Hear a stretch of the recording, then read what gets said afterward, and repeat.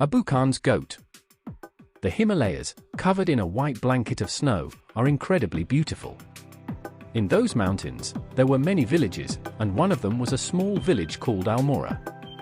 In that village lived a man named Abbu Khan. He loved raising goats very much. He had many goats. Those goats resembled the mountainous terrain. Abbu Khan gave his goats various names. He called one Kolu, another Gujari, and another Hukuma. Abbu Khan would always talk to his goats and tell them stories. He would take the goats out to graze all day and bring them back home in the evening to tie them up. Abbu Khan was a poor man, and he was also unfortunate. His goats would break their ropes and run away at night. If mountain goats are tied up, they become very scared. These goats would break their ropes and run up the mountain. There was a wolf living on that mountain, and it would eat his goats. No matter how lovingly Abbu Khan treated them, or how much he fed them, the goats would still run up the mountain without any fear of the wolf. The goats preferred a dangerous but free life over a comfortable one. They thought it was better to die for freedom than to live in comfort. The animals living in the mountainous regions had a strong sense of freedom. If any goat ran away to the mountains without Abbu Khan's knowledge, he would sit down with his hand on his head. He would lament, "What did I lack for these goats? I gave them green fodder to eat. If that wasn't enough, I even stole from others' fields to feed them. In the evening, I gave them good grains to eat. Despite all this, I don't understand why these foolish goats run up the mountain to become food for the wolf." All of Abbu Khan's goats ran away, so he decided to stop raising goats and spend the rest of his time alone. He resolved never to raise goats again. For a few days, Abbu Khan lived alone without goats, but loneliness was very harsh. He couldn't live without goats. One day, he bought a goat from somewhere. It was very young, about 1 or 1.5 years old. He thought that if he raised it from a young age and gave it good food, it wouldn't run up the mountain. The goat he brought was very beautiful. It was white in color with long hair and small black horns. It had red eyes. If you saw that kid, you would ask him to give it to you. The goat was not only beautiful to look at, but also had very cute antics. It lovingly licked Abbu Khan's hand. If someone came to milk it, it wouldn't do anything. It wouldn't kick the vessel. Even a child could easily milk it. Abbu Khan loved the goat very much and named it Chandini. He spent the whole day talking to it, telling it stories about his uncle and his maternal uncle. Abbu Khan thought that the other goats ran away because there wasn't enough space in his house for them. So, he decided to build a small fenced area outside the house for Chandini, where she could roam freely and safely without escaping. He built a fence and tied Chandini with a long rope so she could move around freely. This went on for a few years. Abbu Khan believed that Chandini would not run away. However, Abbu Khan was mistaken. The sense of freedom cannot be easily erased from anyone's mind. No matter how much space Abbu Khan provided for Chandini, she still had the desire for freedom. Abbu Khan wrongly thought that Chandini didn't think about the mountains. One early morning, as the sun was setting behind the mountains, Chandini lightly turned her gaze towards the mountains and thought, "Ah, how beautiful those mountain peaks are. The air there cannot be compared to the air here. If I go to the mountains, I can roam and jump freely and eat the food there. But here, I am tied up 24 hours a day. Even a donkey wouldn't live in such a place. Goats need a lot of space." Chandini was no longer the same. She didn't like the green grass or the water available here. Day by day, she became thinner. She always looked towards the mountains with sadness. She pulled at her rope and bleated. Abbu Khan understood that Chandini was behaving this way for some reason, but he couldn't figure out what it was. Chandini bleated at Abbu Khan, and in her goat language, she said, "If you keep me here any longer, I will fall ill. You must let me go to the mountains." Abbu Khan was distressed, thinking, "Oh God, even this one is talking like this?" He held a clay pot in his hand to milk the goat. His hands trembled. The pot fell to the ground and shattered into pieces out of fear. Abbu Khan sat next to Chandini and asked, "Do you also want to leave me?" Chandini replied, yes.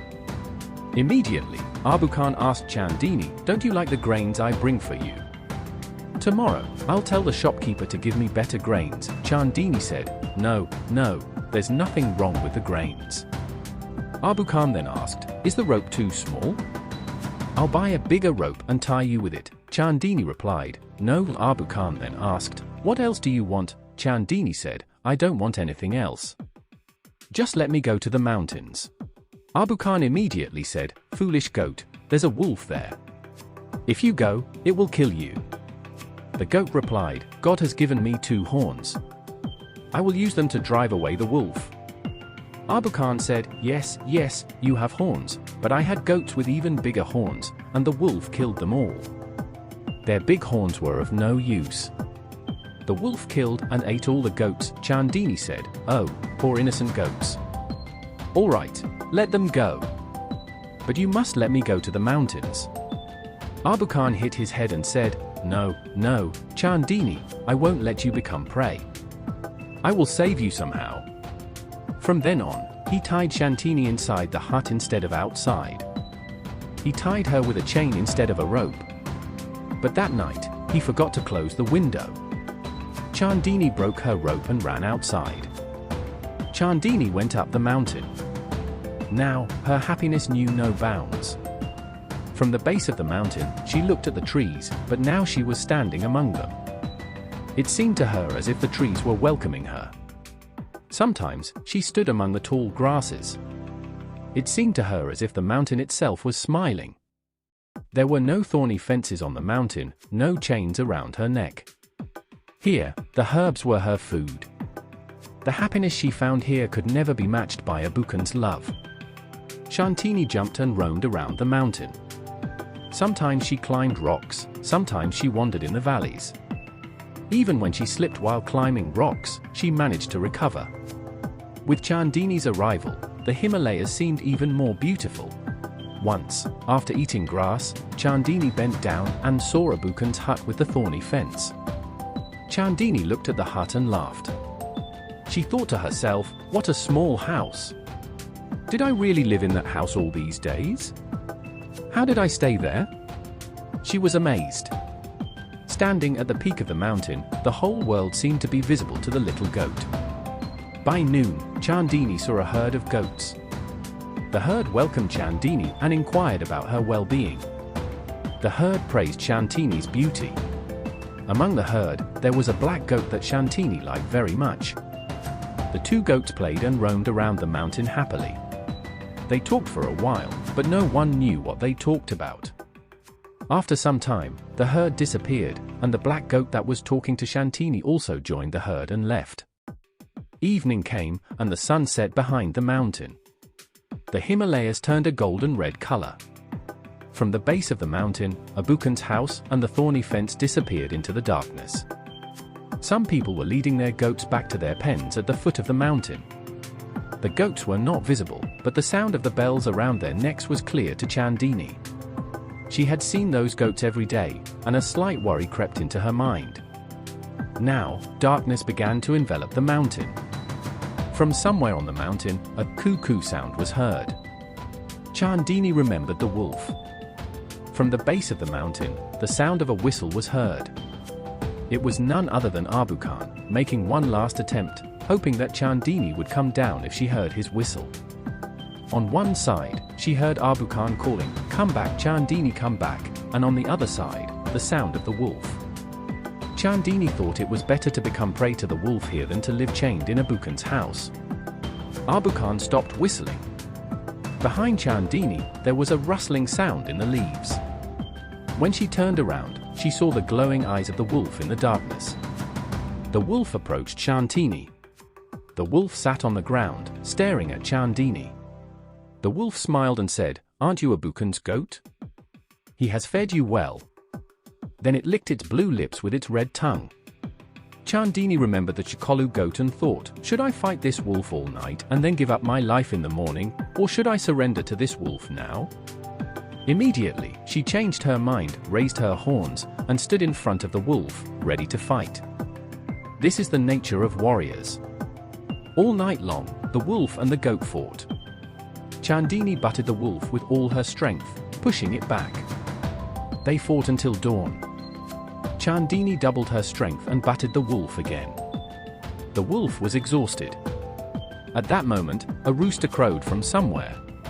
Chandini felt at peace now. She said, "I have fought the wolf with all my strength.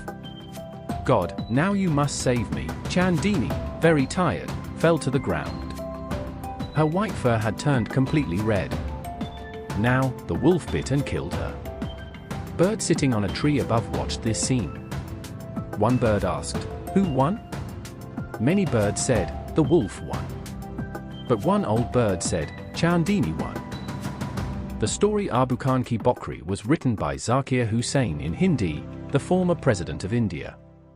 This story illustrates the true meaning of freedom.